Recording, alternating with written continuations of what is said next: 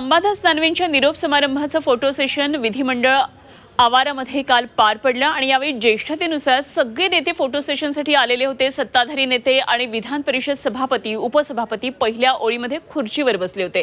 उद्धव ठाकरे सुद्धा फोटो सेशनसाठी यावेळी आले आणि यावेळी सगळ्या नेत्यांना ते नमस्कार करत आपल्या खुर्चीकडे चालले होते। अजितदादा आणि फडणवीस यांना नमस्कार केल्यानंतर पुढच्याच खुर्चीजवळ एकनाथ शिंदे उभे होते। उद्धव ठाकरे आलेत म्हटल्यावर एकनाथ शिंदेंनी ताबडतोब राम शिंदेंकडे मान फिरवून उद्धव ठाकरे यांना टाळलं। एकनाथ शिंदेंच्या शेजारी उद्धव ठाकरेंसाठी खरं तर खुर्ची ठेवण्यात आलेली होती। उद्धव ठाकरेंनी मात्र त्यांच्या शेजारी बसण्याचं टाळत नीलम गोऱ्हेंना दोघांच्या मध्ये बसवलं। विधिमंडळ परिसरामध्ये फोटो सेशनच्या दरम्यान या प्रसंगाची खुमासदार चर्चा झाली आहे आणि राजकीय वर्तुळामध्ये या फोटो सेशनची सध्या बरीच चर्चा आहे। उद्धव ठाकरेंना टाळणाऱ्या एकनाथ शिंदेंची ती खास स्टाईल आहे असं पर्यटन मंत्री शंभूराज देसाईंनी यावर सांगितलं। आम्ही त्यांचे चेहरे वाचत नाही, ते स्वतः फार गंभीरच असतात, असेही ते फार कमी बोलतात, गंभीर असतात। त्याच्यामुळे मला असं वाटत नाही की त्यांच्या चेहऱ्यावरनं काही राजकारणाचे अंदाज बांधण्यासारखे।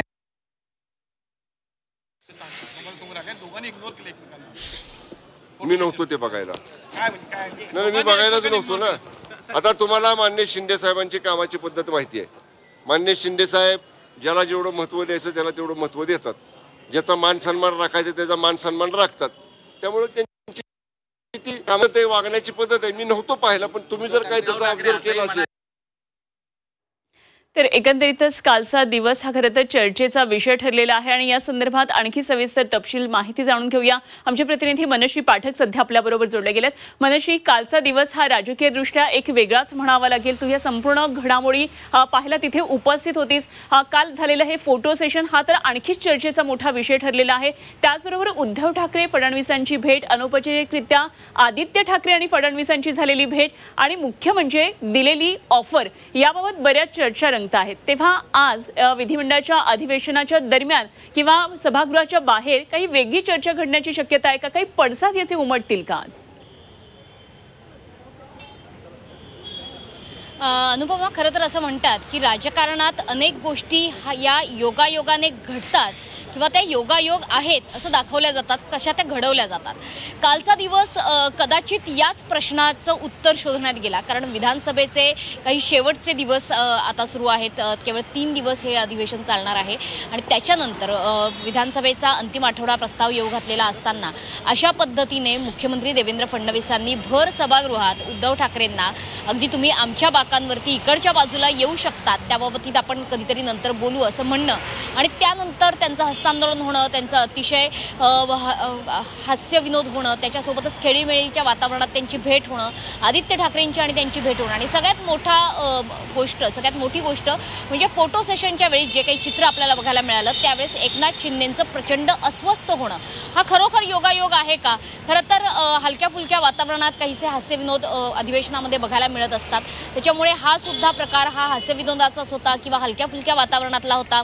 जी काही टिप्पणी मुख्यमंत्री देवेंद्र फडणवीसांनी केली ती सुद्धा अतिशय हलक्या फुलक्या वातावरणातच केलेली आहे असं जरी सत्ताधाऱ्यांचं म्हणणं असलं किंवा जरी ठाकरे गटाचं म्हणणं असलं तरी सुद्धा याचे राजकीय अर्थ निश्चितच काढले जाऊ शकतात। कारण एकनाथ शिंदे, उपमुख्यमंत्री एकनाथ शिंदे यांची देहबोली या संपूर्ण फोटो सेशनच्या दरम्यान अतिशय अस्वस्थ अशीच होती आणि त्यामुळे आपण बघतोय की ही देहबोली अस्वस्थ असल्याकारणाने एकनाथ शिंदे जेव्हा उद्धव ठाकरे हे फोटो सेशनसाठी म्हणून पहिल्या रांगेत आले, उद्धव ठाकरे नेमके या फोटो सेशनमध्ये अतिशय उशिरा पोहोचलेले होते, त्यामुळे त्यांना जागा नेमकी कुठे करून द्यावी असा सगळ्यांना प्रश्न पडला। जेव्हा ते पहिल्या रांगेमध्ये पोहोचले तेव्हा नीलम गोऱ्हेंना मध्यस्थी करावी लागली आणि नीलम गोऱ्हेंनी स्वतःची खुर्ची ही त्यांना देऊन एकनाथ शिंदे आणि उद्धव ठाकरे यांच्या मध्ये बसणं पसंत केलं।